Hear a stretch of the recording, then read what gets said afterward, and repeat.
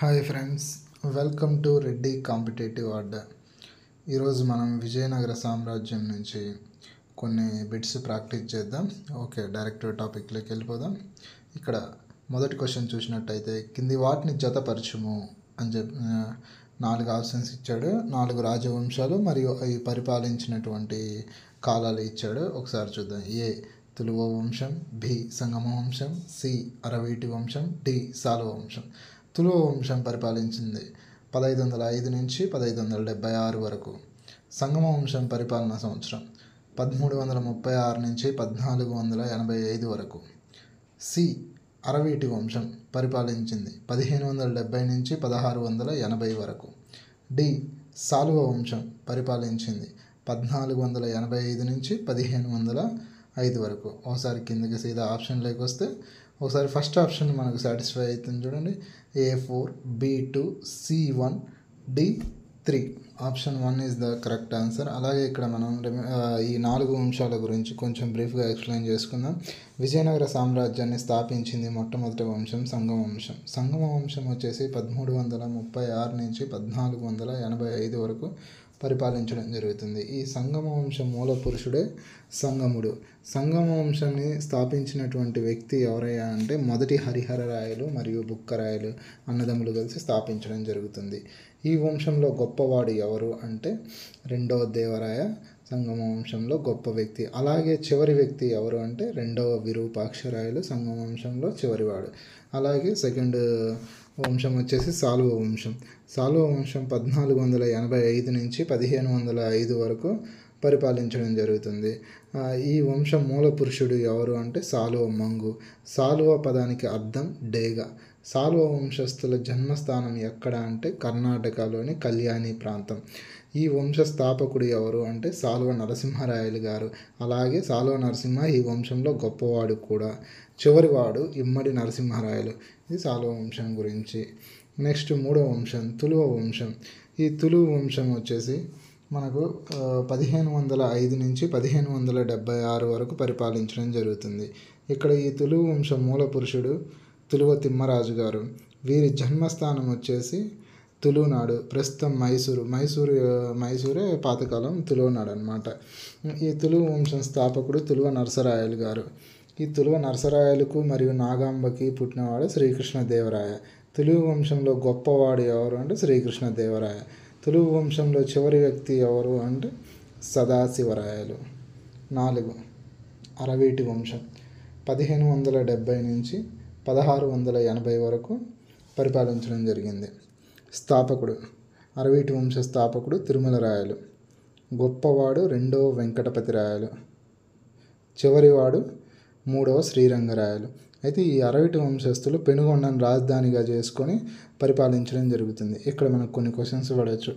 విజయనగర సామ్రాజ్యాన్ని పరిపాలించినటువంటి చిట్ట చివరి రాజు ఎవరు అని అడిగినా, అరవీటి వంశంలో చిట్ట చివరి రాజు ఎవరు అని అడిగినా 3వ శ్రీరంగరాయలు అనేది మనకు ఆన్సర్ వచ్చేస్తుంది. అలాగే విజయనగర సామ్రాజ్యంలో అత్యధిక కాలం పరిపాలించిన వంశం ఏంటి అంటే అరవీటి వంశం. అతి తక్కువ కాలం పరిపాలించిన వంశం ఏంటి అంటే సాలువ వంశం. Okay, right. సెకండ్ క్వశ్చన్కి వెళ్ళిపోదాం. ఈ క్రింది వానిలో సంగమ వంశస్థులను సరైన క్రమంలో రాయండి. సంగమ వంశస్థులను సరైన క్రమంలో రాయండి. సంగమ వంశ స్థాపకుడు ఎవరు? మొదటి హరిహర బుక్కరాయలు. నెక్స్ట్ వచ్చేసి అతని తమ్ముడు హరిహర రాయల తర్వాత అతని తమ్ముడు మొదటి బుక్కరాయ. మొదటి బుక్కరాయ తర్వాత మనకి ఎవరు వస్తారు? రెండవ హరిహర రాయ. ఇక్కడ ఆప్షన్లో ఉందా? లేదు. రెండవ హరిహర రాయ తర్వాత మొదటి దేవరాయ. మొదటి దేవరాయ తర్వాత రెండవ దేవరాయ వస్తాడు. ఒక్కసారి ఆప్షన్ 1 చూస్తే CADB is the correct answer. Next వచ్చేసి మూడో క్వశ్చన్. క్రింది వాటిని జతపరచుము. వంశస్థాపకులు ఆ వంశం గురించి ఇవ్వడం జరిగింది. సంగమ వంశం స్థాపించింది హరిహర బుక్కరాయలు. సాలువ వంశం సాలువ నరసింహ. తులువ వంశం వీర నరసింహ. అరవీటి వంశం తిరుమల రాయలు. ఒకసారి మూడో ఆప్షన్ చూస్తే A1, B2, C3, D4. మనకి ఇక్కడ మూడో ఆప్షన్ అనేది మనకు సాటిస్ఫై అవుతుంది. Okay, next question. Fourth question, ఈ క్రింది వాటిలో ఏ ప్రాంతంపై ఆధిపత్యం కోసం బహుమనీ సుల్తాన్లకు మరియు విజయనగర సామ్రాజ్యానికి యుద్ధం జరిగింది? ఆప్షన్ 1 దేవగిరి, ఆప్షన్ 2 ఆంధ్ర ప్రాంతం, ఆప్షన్ 3 రాయచూర్ దోహబ్, ఆప్షన్ 4 గోవా ప్రాంతం. ఇక్కడ వచ్చేసి ఆప్షన్ 3 రాయచూర్ దోహబ్ అనేది కరెక్ట్ ఆన్సర్. ఈ ప్రాంతం కోసం ఎందుకు అంతగానో యుద్ధాలు జరిగాయి బహుమనులకు విజయనగర సామ్రాజ్యానికి? ఈ ప్రాంతం కోసం నిత్యం యుద్ధాలు జరుగుతూ ఉండేవి. దీనికి గల ప్రధాన కారణం ఏంటంటే ఈ రాయచూర్ దోహబ్ అనేది తుంగభద్ర మరియు కృష్ణా మధ్య ఉన్నటువంటి చాలా సారవంతమైనటువంటి నేల అన్నమాట. ఇక్కడ పంటలు అధిక దిగుబడి రావడం వలన ఈ ప్రాంతం కోసం ఈ రెండు రాజ్యాలు నిత్యం యుద్ధాలు చేస్తూ ఉండేవి. So fourth question answer option 3 is the correct answer. Next question, fifth question, శ్రీకృష్ణదేవరాయల ఆస్థానంలో అష్టదిగ్గజాలు ఎవరు? వాళ్ళు గొప్ప మంత్రుల? ఆప్షన్ 2 తెలుగు సాహితీ పండితులు, ఆప్షన్ 3 గొప్ప సంగీతకారులు, ఆప్షన్ 4 రాజభవన సంరక్షకులు. శ్రీకృష్ణదేవరాయ ఆస్థానంలో అష్టదిగ్గజాలు ఎవరు? వాళ్ళు 8 మంది ఉంటారు. వారు వచ్చేసి తెలుగు సాహితీ పండితులు. Option 2 is the correct answer. Next question, sixth question, Vijayanagara సామ్రాజ్య రెండో రాజధాని ఏది? చాలా వరకు మనం తప్పు పెట్టే క్వశ్చన్ కూడా ఇదే. Option 1 Penukonda, option 2 Hampi, option 3 Raichur, option 4 Kampili. ఈ 4 ఆప్షన్స్ గురించి కూడా మనం డిస్కషన్ చేద్దాం. Option 1 Penukonda is the correct answer. Option 2 Hampi. Penukonda ఆప్షన్లో లేనప్పుడు హంపి అనేది రెండో రాజధాని ఉంటుంది. ఆనగొంది అనేది మొదటి రాజధాని ఉంటే హంపి రెండో రాజధాని ఉంటుంది. కానీ అఫీషియల్గా వచ్చేసి హంపి మొదటి రాజధాని, పెనుగొండ రెండో రాజధాని. అరవిటి వంశస్థులు పెనుగొండను రాజధానిగా చేసుకొని పరిపాలిస్తారు కదా, అలా. రాయచూర్ అనేది అది దోహ ప్రాంతం, తుంగభద్ర కృష్ణా నదుల మధ్య ఉండే సారవంతమైన ప్రాంతం అనమాట. కంపిలి రాజ్యం నుండి ఉద్భవించింది విజయనగర సామ్రాజ్యం. విజయనగర సామ్రాజ్యం యొక్క పాత పేరు ఏంటంటే కంపిలి రాజ్యం. ఓకే, సిక్స్త్ క్వశ్చన్ ఆన్సర్ వచ్చేసి option 1 Penukonda. Next question, seventh question. ఇక్కడ వచ్చేసి మనము క్రింది వాటిని జతపరచండి. కవులు ఇచ్చారు, వాళ్ళు రచించినటువంటి గ్రంథాలు ఇచ్చారు. అలాగే కొంచెం బ్రీఫ్గా మనకు తెలిసినంతవరకు ఎక్స్ప్లెయిన్ చేసుకుందాం. గంగాదేవి ఎవరి? గంగాదేవి అంటే కుమార కంపన భార్య. రాజనాథ డిండిమడు ఎవరితనంటే సాలువ నరసింహ ఆస్థాన కవి. తిరుమలాంబ ఎవరి? ఈవిడ శ్రీకృష్ణదేవరాయ మొదటి భార్య. రామభద్రాంబ ఎవరితను? తంజావూరు రాజు అయినటువంటి రఘునాథ్ నాయక్ గారి భార్య. ఒకసారి వారు రచించిన గ్రంథాలు చూద్దాము. గంగాదేవి మధురా విజయాన్ని సంస్కృతంలో రచించడం జరుగుతుంది. గంగాదేవి 4. రాజ డిండిమడు అతను వచ్చేసి సాలువ అభ్యుదయాన్ని రచించడం జరుగుతుంది. తిరుమలాంబ వరదాంబికా పరిణయం రచించడం జరిగింది. రామభద్రాంబ తను వచ్చేసి రఘునాథాభ్యుదయం రచించడం జరుగుతుంది. ఇక్కడ మనకు ఇదే క్వశ్చన్, ఇందులో ఉన్నటువంటి ఆప్షన్స్ ద్వారా ఇంకో క్వశ్చన్ అడగడానికి కూడా ఛాన్స్ ఉంది. కింది వారిలో సాలువ నరసింహ ఆస్థాన కవి ఎవరు అని అడిగినప్పుడు మనకి రాజనాథ డిండిముడు ఆన్సర్ పెట్టచ్చు. అలాగే గంగాదేవి రచించినటువంటి మధురా విజయం ఏ భాషలో రచించింది అంటే సంస్కృతం. ఇలా కూడా మనకు క్వశ్చన్స్ అడగడానికి ఛాన్సెస్ ఉన్నాయి. సో దీనికి వచ్చేసి seventh question option 1 is the correct answer. Next question, eighth question. ఇక్కడ కవులు వారి రచనలు ఇవ్వడం జరుగుతుంది. ఇది కూడా ఒకసారి మనం డిస్కస్ చేసుకుందాము. క్రింది వాటిని జతపరచుము అని ఇచ్చాడు. ఏ నాచిన సోముడు. నాచిన సోముడు అనే అతను మొదటి హరిహర రాయల యొక్క ఆస్థాన కవి. పిల్లల మరి పినవీరభద్రుడు అతను వచ్చేసి సాలువ నరసింహ ఆస్థాన కవి. శ్రీకృష్ణదేవరాయ తను తులు వంశానికి సంబంధించినటువంటి రాజు. అల్లసాని పెద్దన శ్రీకృష్ణదేవరాయల యొక్క అష్టదిగ్గజ కవుల్లో అగ్రగణ్యుడే మన అల్లసాని పెద్దన్న గారు. ఇప్పుడు వారి రచనల గురించి ఒక్కసారి చూద్దాము. నాచిన సోముడు ఉత్తర హరివంశం అనే గ్రంథాన్ని రచించడం జరుగుతుంది. పిల్లల మరి పినవీరభద్రుడు జైమిని భారతం రచించడం జరిగింది. శ్రీకృష్ణదేవరాయ అముక్తమాల్యద రచించడం జరిగింది. ఈ అముక్తమాల్యద ఏ భాషలో రచించాడు అంటే తెలుగులో రచించాడు. ఇదే అముక్తమాల్యదను విష్ణు చిత్యంగా సంస్కృతంలో తర్జుమా కూడా ఇతనే చేస్తాడు. అల్లసాని పెద్దన మనుచరిత్రను రచించాడు. అల్లసాని పెద్దన మను చరిత్రను రచించాడు. ఇక్కడ మనకు క్వశ్చన్ ఇంకో విధంగా కూడా అడగవచ్చు. నాచిన సోముడు ఎవరు ఆస్థాన కవి? పిల్లల మరి పెనవీరభద్రుడు ఎవరి ఆస్థాన కవి? అల్లసాని పెద్దన ఎవరి ఆస్థాన కవి? ఇలా కూడా మనల్ని క్వశ్చన్ అడగడానికి ఛాన్సెస్ ఉంది. సో అన్ని వైపుల నుంచి కూడా మనము ఆప్షన్స్లో నేర్చుకోవాల్సి ఉంటుంది. సో దీనికి answer is fourth option is the correct answer. Next question, 9th question. క్రింది వాటిని జతపరచుము. Option A Pingali Suranna, option B Tenali Ramakrishnudu, option C Dhurjati, option D Srikrishnadevaraya. ఈ పైనున్న ముగ్గురు వ్యక్తులు కూడా కవులు కూడా ఎవరయ్యా అంటే శ్రీకృష్ణదేవరాయల యొక్క అష్టదిగ్గజ కవుల్లో ఒకరన్నమాట ఈ ముగ్గురు. ఓకే, వాళ్ళ యొక్క రచనలు ఇప్పుడేందో చూద్దాం. పింగళి సూరన్న గారు పింగళి సూరన్న కళాపూర్ణోదయం అనే గ్రంథాన్ని రచించడం జరుగుతుంది. అలాగే తెనాలి రామకృష్ణుడు పాండురంగ మహాత్యం అనే గ్రంథాన్ని రచించడం జరుగుతుంది. దుర్జటి శ్రీ కాళేశ్వర శతకం, శ్రీకృష్ణదేవరాయ అముక్త మాల్యద అనే దాన్ని రచించడం జరుగుతుంది. ఫస్ట్ ఆఫ్ ఆల్ ఈ జతపరచం అనే ఇచ్చిన దాంట్లో మనం టైం ఎక్కువ స్పెండ్ చేయకూడదు. ఇందులో యూనిక్గా ఏదైతే ఉందో ఆప్షన్స్లో ఇప్పుడు డి చూసుకున్నట్టయితే 1 ఉంది. ఇప్పుడు శ్రీకృష్ణదేవరాయ రచించిన గ్రంథం అముక్త మాల్యద. ఇంకా రిమైనింగ్ అన్నీ చూడాల్సిన అవసరం లేదనమాట.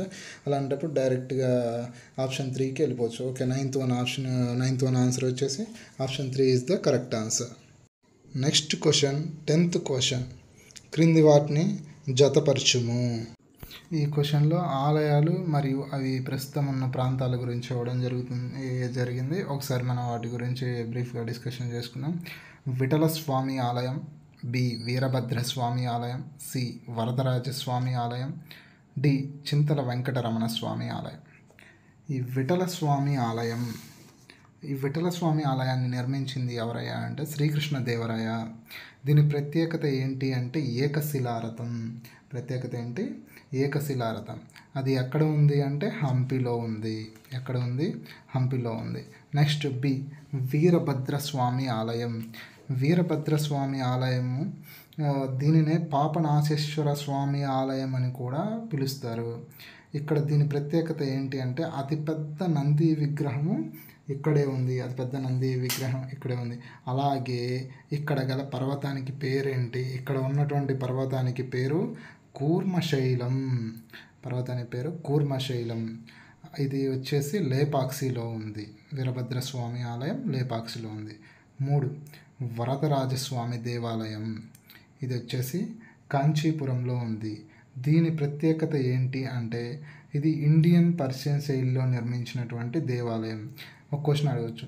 విజయనగర సామ్రాజ్యం లేదా విజయనగర రాజుల కాలంలో ఇండో పర్షియన్ శైలిలో నిర్మించినటువంటి దేవాలయం ఏంటంటే వరదరాజస్వామి ఆలయం, కాంచీపురం. 4th one వచ్చేసి చింతల వెంకటరమణ స్వామి ఆలయం. దీనికి మరొక పేరు కూడా ఉంది. అదేంటంటే చింతల వెంకటరమణ స్వామి ఆలయం. దీన్ని బుగ్గ రామలింగేశ్వర స్వామి ఆలయం అని కూడా అంటారు. ఇక్కడ ఒక క్వశ్చన్ అనవచ్చు. విజయనగర రాజుల కాలంలో శిల్పాలకు ప్రసిద్ధి చెందిన ఆలయం ఏంటి?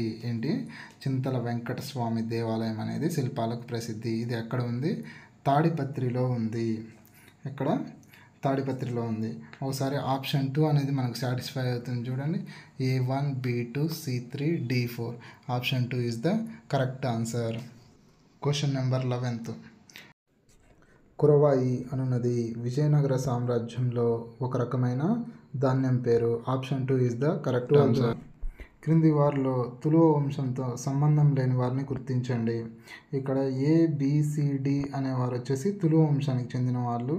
EF అనేవాళ్ళు సాలువ వంశానికి సంబంధించిన వాళ్ళు. So option 3 is the correct answer. Next question number 13. క్రింది వారిలో సంగమ వంశంతో సంబంధం ఉన్న వ్యక్తులు ఎవరు?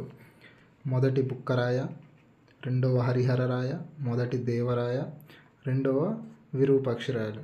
వీరంతా కూడా సంగమ వంశంతో సంబంధం ఉన్న వ్యక్తులు. Option 4 is the correct answer. 14th.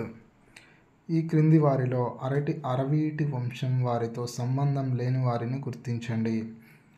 Achyuta Rayalu, option 1. Option 2 Sadasivarayalu. Option 3 Ramarayalu. Option 4 వీర నరసింహుడు. ఇక్కడ ఆప్షన్ 4 వీర నరసింహుడు అనే వ్యక్తి తులువ వంశానికి చెందినటువంటి వాడు. So option 4 is the correct answer. అతనికి అరవిటు వంశంతో సంబంధం లేదు. 15th క్వశ్చన్, క్రింది వాటిని జతపరచుము. మొదటి తరాయి యుద్ధం 1191లో పృథ్వీరాజ్ చౌహాన్ మరియు గోరెల మధ్య జరిగింది. పృథ్వీరాజ్ చౌహాన్ ఈ యుద్ధంలో విజయం సాధిస్తాడు. రెండవ తరాయి యుద్ధం 1192లో జరిగింది. ఇది పృథ్వీరాజ్ చౌహాన్ మరియు గోరెల మధ్య జరిగింది. ఈ యుద్ధంలో కూడా గోరి విజయం సాధించి పృథ్వీరాజ్ చౌహాన్ని వధించడం జరుగుతుంది. మొదటి పానిపట్టు యుద్ధం, ఇది బాబర్ వర్సెస్ ఇబ్రహీం లోడీల మధ్య జరిగింది. బాబర్ ఈ యుద్ధంలో విజయం సాధించి మొఘల్ సామ్రాజ్యాన్ని ఢిల్లీలో స్థాపించడం జరుగుతుంది. చందేరి యుద్ధం 1528లో జరిగింది. ఈ యుద్ధం బాబర్కి మరియు మెతినీ రాయల మధ్య జరిగింది. ఈ యుద్ధంలో కూడా బాబర్ విజయం సాధించడం జరుగుతుంది. 1526 మొదటి పానిపట్టు యుద్ధం జరిగిద్ది. ఇక్కడ బాబర్ వర్సెస్ ఇబ్రహీం లోడీల మధ్య జరిగిద్ది. బాబర్ ఈ యుద్ధంలో విజయం సాధించి మొఘల్ సామ్రాజ్యాన్ని స్థాపించడం జరిగింది. నెక్స్ట్ 1528లో చందేరి యుద్ధం జరిగిద్ది. ఇది వచ్చేసి బాబర్ మరియు మెదినీ రాయల మధ్య జరిగిద్ది. ఇక్కడ option 3 is the correct answer. A1, B2, C3, D4. Option 3 is the correct answer. Next 16th question, Immadi Devaraya అని ఎవరికి మరొక పేరు? మొదటి దేవరాయకే ఇమ్మడి దేవరాయ అనే పేరు ఉంది. So option 2 is the correct answer. 17వ క్వశ్చన్, కింది వాటిని జతపరచండి. రెండవ దేవరాయ, ఇతని కాలంలో అబ్దుల్ రజాక్ రావడం జరిగింది. ఇతను వచ్చేసి పర్షియా దేశస్థుడు. డొమింగ్ ఫేజ్, ఇతని కాలంలో శ్రీకృష్ణ దేవరాయ కాలంలో రావడం జరిగింది. ఇతను వచ్చేసి పోర్చుగీస్ దేశస్థుడు. న్యూనిస్, ఇతను అచ్యుతరాయల కాలంలో రావడం జరిగింది. ఇతను వచ్చేసి పోర్చుగీస్ దేశస్థుడు. నికోటిన్, ఇతను వచ్చేసి మొదటి దేవరాయ కాలంలో రావడం జరిగింది. ఇతను వచ్చేసి ఇటలీ దేశస్థుడు. ఒకసారి option 3 is the correct answer. Vijayanagara సామ్రాజ్య కాలం నాటి మనుచరిత్ర ఆనాటి ఈ క్రింది పరిస్థితులను తెలియజేయును. అసలు మనుచరిత్రను రచించిన వ్యక్తి ఎవరు అంటే అలసాని పెద్దన్న. ఈ అలసాని పెద్దన్న ఎవరు? శ్రీకృష్ణ దేవరాయల యొక్క అష్టదిగ్గజ కవుల్లో అగ్రగణ్యుడే ఈ అలసాని పెద్దన్న.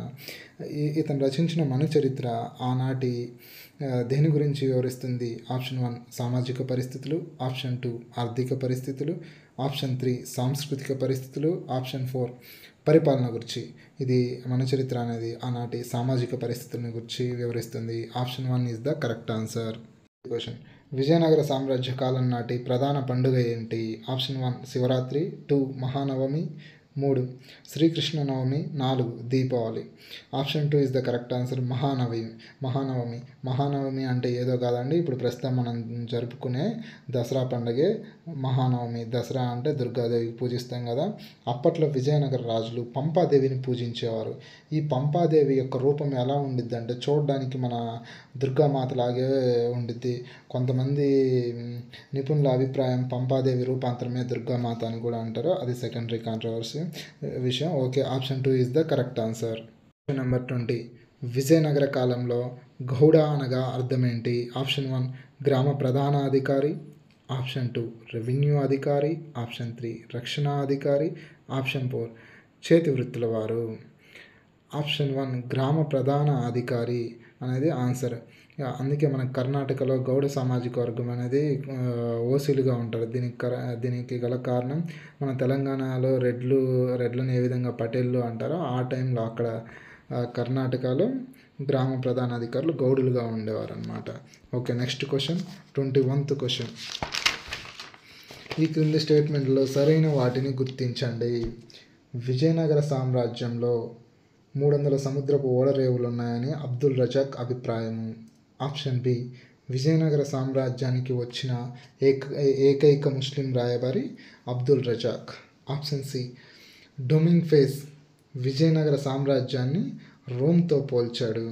వీటిలో ఒకసారి ఏవి కరెక్టో చూద్దాం. ఏబి కరెక్టా, బీసీ కరెక్టా, ఏబిసి కరెక్టా, ఏసీ కరెక్టా? 3 ఆప్షన్స్ ఇచ్చిన 3 స్టేట్మెంట్స్ కూడా కరెక్టే. ఏ, బి మరియు సి కూడా కరెక్టే. Answer is option 3 is the correct answer. Question number 22. క్రింది వాటిని జతపరచండి. ఇక్కడ యుద్ధాలు అవి జరిగిన సంవత్సరాలు ఇచ్చాడు. మనం కొంచెం బ్రీఫ్గా కూడా ఎక్స్ప్లెయిన్ చేసుకుందాం. బక్సార్ యుద్ధం ఎప్పుడు జరిగి ఉంటుంది? 1764లో జరిగింది. అసలు ఇది ఎవరెవరి మధ్య జరిగింది? బెంగాల్ నవాబ్ అయినటువంటి మీర్ కాసిం, అలాగే అవధ్ నవాబు మరియు మొఘల్స్ రాజైనటువంటి రెండవ షాల, వీరు ఒక కూటమిగా బ్రిటిష్ సామ్రాజ్యానికి వ్యతిరేకంగా పోరాడడం జరుగుతుంది. ఈ బ్రిటిష్ సైన్యాధిపతి హెక్టర్ మన్రో ఈ కూటమిని ఈ యుద్ధంలో ఓడిస్తాడు. ఈ బక్సార్ అనే ప్రాంతం ఎక్కడ ఉంది? అది బెంగాల్, అంటే ఈ ప్రజెంట్ పాట్నా అనేది అప్పుడు అంతా కలిసి బెంగాల్లో ఉండేది కదా. ఈ పాట్నాకి 130 కిలోమీటర్ల దూరంలో బాక్సార్ అనే చిన్న పట్టణం ఉండేది. ఆ బాక్సార్ అనేది ఏ నది ఒడ్డున ఉండేది అంటే గంగా నది ఒడ్డున. ఇప్పుడు ఈ క్వశ్చన్ ఇంకో విధంగా కూడా అడగచ్చు. బాక్సార్ యుద్ధం ఏ నది ఒడ్డున జరిగింది? గంగా నది ఒడ్డున బాక్సార్ యుద్ధం జరిగింది. Okay, right. ఇక్కడ ఈ యుద్ధంలో బ్రిటిష్ వారు సంపూర్ణ ఆధిపత్యం చెలాయించడం జరుగుతుంది. నెక్స్ట్ హల్దీఘాటి యుద్ధం 1576లో అక్బర్ మరియు మహారాణా ప్రతాప్ మధ్య జరుగుతుంది. ఇందులో పై చేయి మహారాణా ప్రతాప్ గారిదే. అక్బర్ను ముప్పు తిప్పలు పెట్టి 3 చెరువుల నీళ్ళు ఎవరైనా తాగించారా అంటే ఆ వ్యక్తి మహారాణా ప్రతాప్ గారే. నెక్స్ట్ తల్లికోట యుద్ధం లేదా రాక్షస తంగడి యుద్ధం 1565లో జరిగింది. విజయనగర సామ్రాజ్యం అలాగే బహుమని సుల్తాన్ల మధ్య జరుగుతుంది. ఇందులో బహుమని సుల్తాన్లు విజయం సాధించడం జరిగింది. ఈ యుద్ధంలో అలియ రామరాయలు మరియు అతని సోదరుడు వెంకటాద్రిరాయలు మరణించడం జరుగుతుంది. నెక్స్ట్ కనౌజ్ యుద్ధం 1540లో జరిగింది. షేర్షా మరియు హుమాయూన్ల మధ్య ఈ యుద్ధం జరుగుతుంది. షేర్షా సంపూర్ణ ఆధిపత్యం చెలాయిస్తూ ఢిల్లీని చేజిక్కించుకోవడం జరుగుతుంది. Okay, thank you friends. ఇది నా ఫస్ట్ వీడియో. మీకు నా కంటెంట్ నచ్చినట్లయితే లైక్, షేర్, సబ్స్క్రైబ్ చేయండి. మీలో ఒకటిగా నన్ను సపోర్ట్ చేయండి. స్టార్టప్ ఛానల్ కొంచెం సబ్స్క్రైబ్ చేయండి. మరో కంటెంట్తో మీ ముందుకు వస్తాను. నా ఎక్స్ప్లెనేషన్లో ఏమైనా తప్పులు ఉంటే దయచేసి కామెంట్ బాక్స్లో తెలియజేయగలరు.